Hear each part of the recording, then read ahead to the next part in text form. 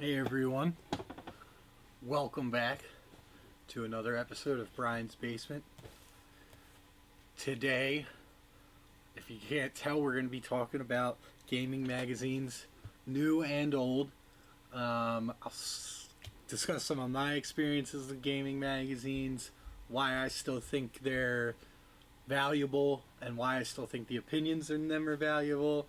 And then kind of flip it to the modern era, bring it full circle. So let's get right into it. So, just wanted to, give a little background why I'm coming out with this video. About probably a year ago, one of my friends was in town. We grew up together, and he was going through his stuff and asked me if I wanted to take his old collection of games and magazines. So naturally I said yes. We went over there, gathered everything up, and basically brought it over. And so it sat in my house for a little while, and probably about a year, and then I got to everything and started going through, putting everything in boards, throwing it in the little box, comic book style box, just to keep everything, preserved and make sure nothing really gets damaged when it's sitting on the shelf. I just kind of had them sitting on the shelf before, so yeah. So basically, was just going through them and looking at the covers and was just thinking about how cool they are. Oops, I was upside down. Thinking about how cool they are, and just wanted to discuss them. Mainly Game Informer, but maybe just touch on some other stuff too. So yeah, back when I was a kid in the 90s, gaming magazines were a huge deal. There were hundreds of them, or maybe not hundreds, but there were a lot. It felt like there were hundreds, and it was always a special time when you'd come home and have a new issue of your favorite gaming magazine that you could go through and figure out, stuff about how to get through Metal Gear and just information about new wrestling games and stuff. So I always was excited to see the content in these magazines. I always looked forward to the delivery date, even though I never really knew what it would be exactly, but you knew roughly it would come at the end of the month. So, and then I'd put it in my backpack and walk around and, talk to people in school about the cool things that I read in the magazine, and maybe show it off a little bit if you could hide it from your teachers. So, those were just fun, simpler times from when I was a kid, so I look back fondly on those. So going through these magazines is just it's a lot of fun. Plus it's interesting. It's just great to see the awesome games that were coming out back then. I mean, you gotta love that animated Resident Evil right there. That's great. Super Mario RPG, just some awesome games. This one in particular, this is the first issue in the run. The run is from 30 to 90, and it's pretty complete, missing a few here and there. But this one, it was special because we played Donkey Kong Country 2, Diddy's Quest a lot growing up. A lot. Beat it multiple times. And this was just such a help to have the guides and to all the treasures and stuff, and just it was helpful because you didn't really have the internet back then in 95. So I mean maybe you did, but it wasn't the internet in the capacity that it is today. So just this one in particular, you can kind of see how worn out it is on the side right there, and it's this one brings back memories. So getting back to being on topic, these are a nice little time warp for me. I think now more than ever, I value print media just because the opinions were printed and that's it. They're out, they're done. You can't edit them. They're there. This is what they thought about these games, for better or worse, and it's recorded in print and it won't change. Just to give an example, I was doing research for Xenosaga Episode 2 video, and I was trying to find some like reviews or something like that, which is actually why I started going through this stuff, and I had trouble, but then I was like, oh, I check IGN. They used to write reviews back then, and I look at the review for Xenosaga 2, and it was edited in 2019, so that can't happen with this, which I like, because I want, like, the authentic time capsule. I don't even care if you're just editing a spelling mistake. Like, just let it be. So, I mean, for that reason, I really enjoy going through. Plus, like, you get to see a lot of nice, like, ads. It's just cool big print ads that you don't like, stuff that doesn't really exist anymore. They don't advertise for video games in this way, and this is just the way I remember, just like wacky ads like that. There were always such weird ones. Nintendo Power had some pretty strange ones. Let me see if I've got anything here. No, I mean that's weird, but just for a bicycle. But anyways, so it's just relics from a different time, and I'm not gonna like probably sit here and seek out the rest of the Game Informer run. I'm more than happy with the 60 or so issues that I probably have, and I mean, being honest, it'll take me a while to read page to page all of this, and I don't even think I will, but it's just nice to have them and nice to preserve something from my childhood that, I kind of lost, but luckily one of my friends held on to. So, just wanted to throw that out there. Then the last thing I wanted to touch on is just the change. The change and the state of magazines today. These format, they changed the format of Game Informer to be a bigger issue on issue 90, I believe, when PS2 came out. So these are like the classics, and another thing to note is like this is way before GameStop got involved. So like these reviews are actually like not biased, or I mean maybe they're still biased, but not biased in the way that it's owned by a video game company who has some, I don't know who owned it at this point, but I mean it seems a little bit more, I mean it's just it's a pretty small magazine.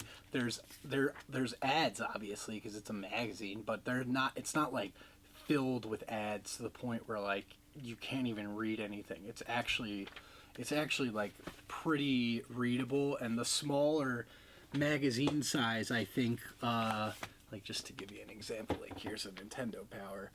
I mean, it just made it. Game Informer always felt a little bit more accessible to me.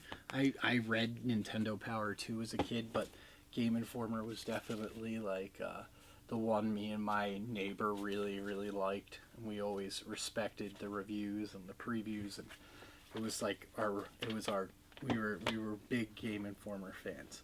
So it was just it was fun to be able to have that, and it's funny because the last issues I have are like the first two issues of that newer print run, and they don't even fit on these boards. They're just bigger, and they're still interesting, but just not the original. So where was I going with that? Oh, well, so it's funny that we stopped buying it then, because that probably would have been when we started using the internet. Well, we were using the internet in the late 90s too, playing like StarCraft, Brood War and stuff. But I think that it was definitely at the time when we became more reliant on the internet and started shying away from these. I probably stopped getting magazines in the early 2000s as well. So, I mean, I think they still make Game Informer. I'm not sure if they do print anymore. I mean, I I bet GameStop still offers some sort of maybe an e-magazine at this point. But so, anyways, Game Informer, while it still may be around, it's not the same old Game Informer, and there's no more Nintendo Power anymore. I don't think there are many gaming magazines. The only one I can possibly think of is there might still be some Nintendo Forces. I didn't even know about this. I was in my local game shop and I picked some of these up. I thought it was pretty cool that they actually do stuff like this, and this looks really nice. I mean, we're talking like this is great. So I really think this is really cool that as late as 2018 they were still coming out with these. I'll have to do some research and look. I've been meaning to see if they still publish Nintendo Force, but it's nice to know that there are at least up until like 4 years ago there was still newer video game magazines coming out with some good content. But I mean, now with the internet and message boards and Reddit and YouTube, it's just there's so much, and like Twitter, you just get the information so quick that it's all out there. It's searchable. You don't have to dig through boxes and boxes of magazines and look at covers and date and try and figure out, oh my god, is this covered in here? And just I don't know, it's a lot easier, it's a lot more accessible. But I think that's part of the reason why I also like magazines, because it's more, you got to dig a little bit more, you got to do a little bit of more research. It's like you're digging through primary source material. So I think that for the historian and the researcher in me, I still think these have value. Now, would they have value to me if I didn't grow up with them? I think they still would, just because I really like the history of things. So I think that even if I was a little bit younger, I would still be interested in the past. So I think for me, these would still have value, but let's face it, even in my youth, I was going on message boards and talking about video games and taking advantage of that. So when I was a child, I was reading magazines and doing the magazine thing. I mean, the internet was already making its foothold by the time I was getting real into games in my teenage years and stuff like that. So while I look back fondly on this era, it's still a little bit hazy for me, because the internet's pretty much always been there. Not in the capacity that it is today, but you know what I mean.